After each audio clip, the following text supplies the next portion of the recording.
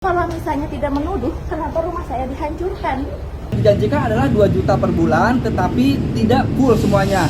Alasannya karena Bukan cuma disiksa dan disekap, gaji Rohimah Art asal Garut juga tak dibayar majikan jahat. Rohimah 29 asal Limbangan, Garut, tak cuma mengalami penyiksaan dan penyekapan dari majikannya, namun juga tidak mendapatkan haknya berupa gaji. Peristiwa penyekapan yang dialami Rohimah terjadi di rumah majikannya di perumahan Bukit Permata, Blok G1, RT 0422, Desa Cilame, Kecamatan Ngamprah, Kabupaten Bandung Barat KBB. Hak Rohimah berupa gaji bulanannya tidak dibayarkan oleh kedua pelaku yang merupakan pasangan suami istri, Yulio Christian, 29, dan Laura Francilia, 29. jadi hak-haknya atau gaji yang diterima oleh korban atau Ibu Rohimah terakhir bulan kemarin itu adalah Rp800.000 dan mundur 1 bulan ke belakang itu sekitar 1.200.000 ya tadi itu. Lalu mundur lagi ke belakang 1 bulannya lagi itu 1 juta.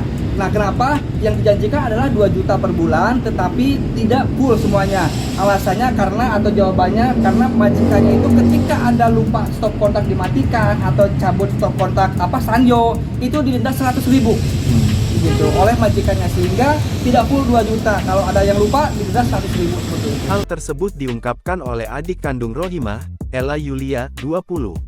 Ella menuturkan selama bekerja 4 bulan, gaji Rohimah tidak dibayarkan oleh majikannya.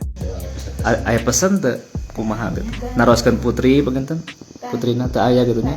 Tapi ibu kiriman artos aya uang. Aya sekali. Sekali satu kali. Sekali. Mohon. Sasasi. Mohon sasasi. Tapi dinya dugi ka ayeuna. Mohon. Aya ieu informasi ayeuna. Komunikasi dengan keluarga terputus. Ella dan keluarga lainnya sempat kesulitan menghubungi korban.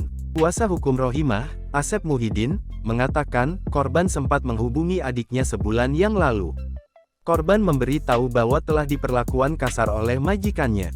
Namun kabar tersebut langsung dibantah oleh kedua pelaku dengan cara menghubungi keluarga korban.